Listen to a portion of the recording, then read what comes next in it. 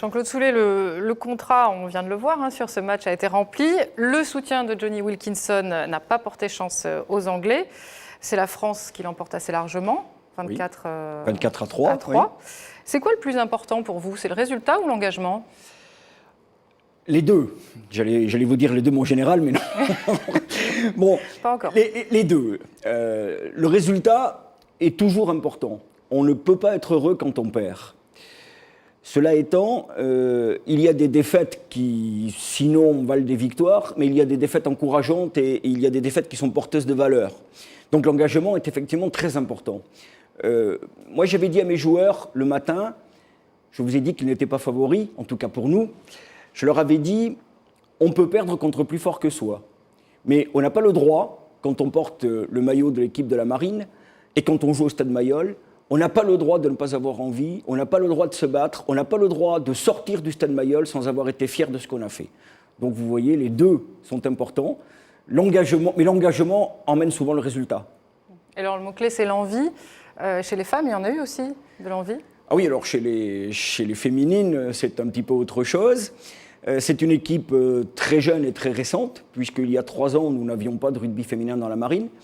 Nous avons décidé de créer une équipe féminine puisque le rugby est un sport majeur et avec 20% de femmes dans la marine, nous devions de leur donner satisfaction si elles le demandaient. Et dès lors qu'elles l'ont demandé, on a accepté leur suggestion à condition de faire une équipe d'excellente valeur. Je pense que le résultat a dépassé assez largement nos espérances, puisque l'équipe féminine a battu la Royal Navy par 60 points à 5. Et que notre équipe féminine, toute proportion gardée, est encore au-dessus des garçons dans la hiérarchie nationale, parce que je pense qu'elle fait partie aujourd'hui des 20 meilleures équipes françaises, sans aucun problème. Ah oui. On le disait en début d'émission, il y a des ponts entre la marine et le rugby. En tout cas, le choix du rugby comme sport phare de la marine nationale avec la voile, c'est une idée qui a germé dans la tête du vice-amiral Olivier Lajousse, entre autres. Je vous propose de l'écouter, c'est l'entretien de la semaine.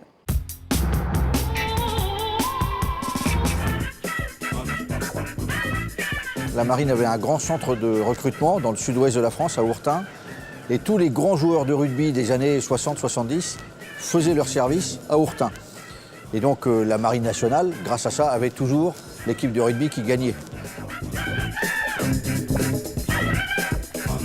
Le courage, la pugnacité, l'esprit de combat, au bon sens du terme, la victoire, il faut gagner, il faut aller de l'autre côté, au bout de soi-même. Ce sont des valeurs qui nous ressemblent, donc qui nous rassemblent.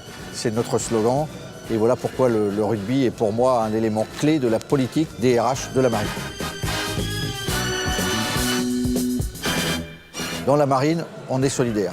On vit en équipage, il n'y a jamais de vedette chez nous. Je dis souvent en riant, on n'est pas chez Madame Laurence Brocoli, le maillon faible, on ne le vire pas du plateau. Dès qu'un maillon est faible, au contraire, on se mobilise pour le soutenir. C'est exactement ce qu'on fait dans une équipe de rugby.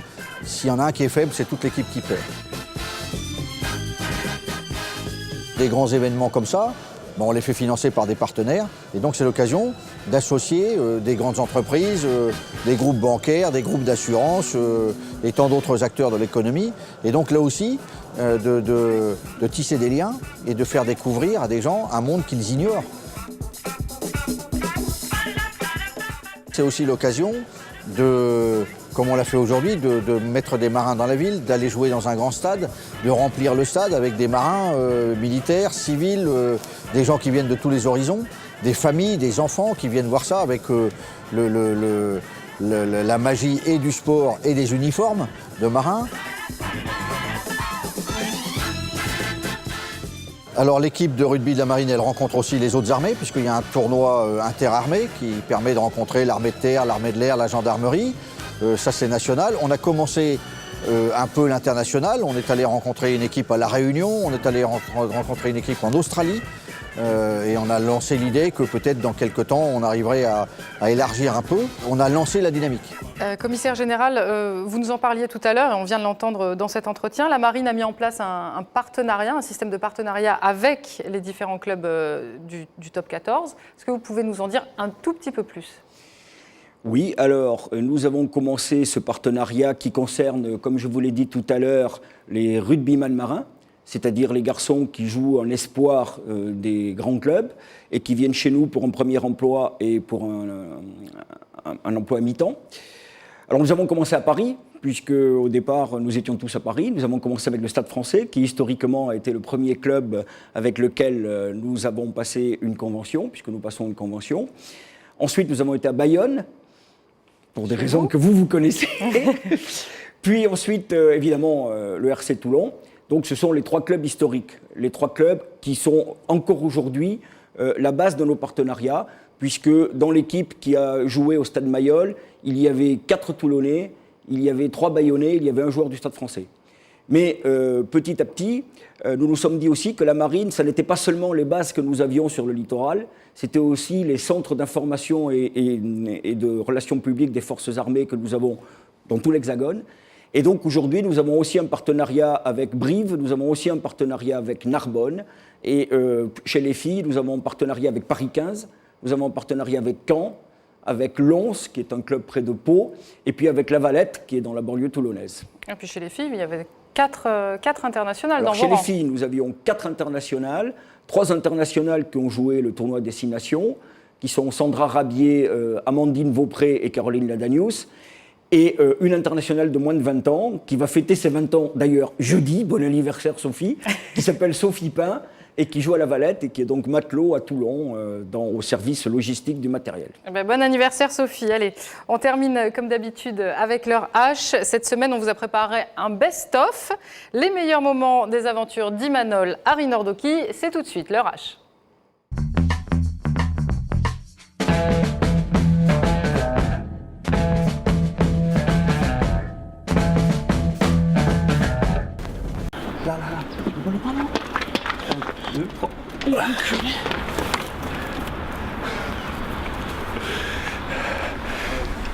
C'est le moyen de locomotion de Yann Balchot.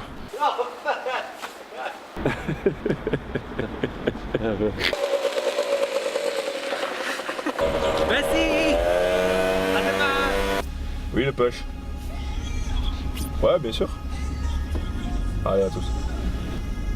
Ben, moi, je lui ai dit que je lui en voulais pas, c'était pas normal, mais que c'était pas bien, mais que je comprenais la réaction qu'il avait parce que je suis aussi papa et je sais que j'aurais pu peut-être avoir la même réaction. J'espère que ça sera une anecdote, quoi. Mais c'est sûr que ça restera dans l'histoire de ce 100e derby. Ouais. La pénalité de la gagne.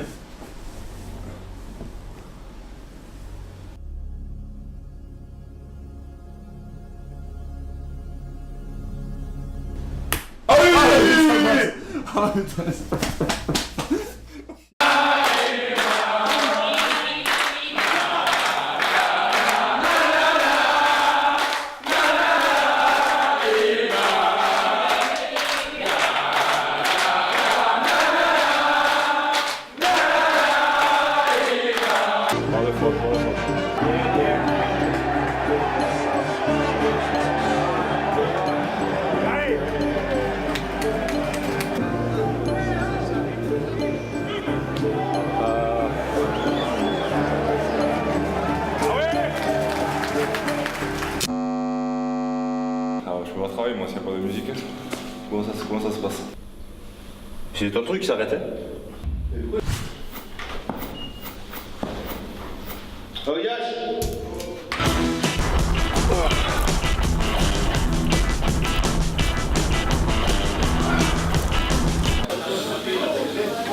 Et vous prenez pas des desserts là? Si, oui. Joyeux anniversaire Fabien.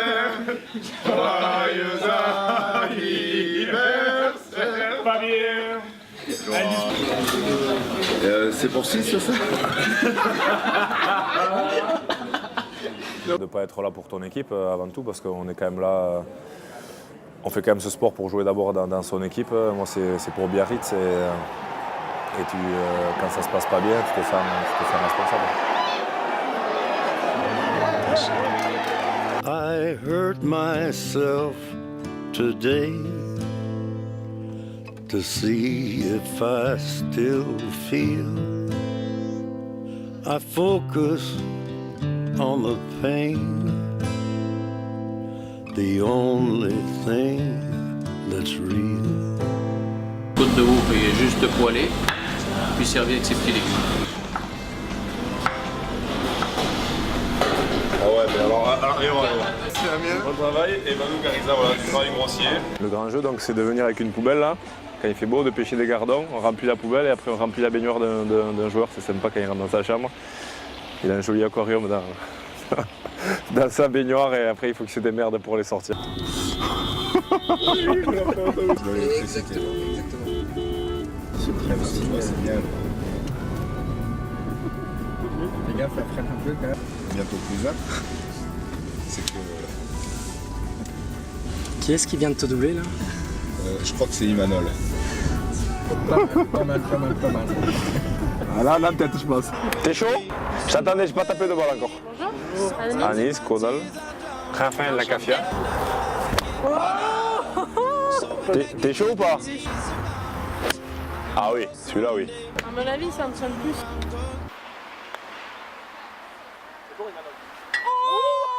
C'est trop facile sinon, moi il me faut un peu d'handicap sinon.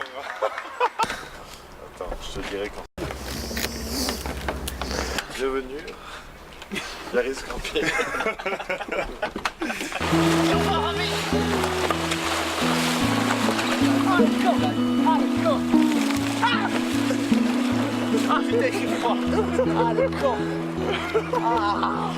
Là, il faut être bien concentré.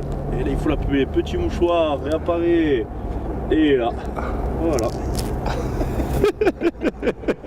Voilà, c'est la fin de cette émission. Vous pouvez la revoir en vidéo à la demande ou bien sur notre site internet orangesport.fr. Rendez-vous la semaine prochaine pour un nouveau numéro de l'Hebdo du 15. D'ici là, portez-vous bien. Salut!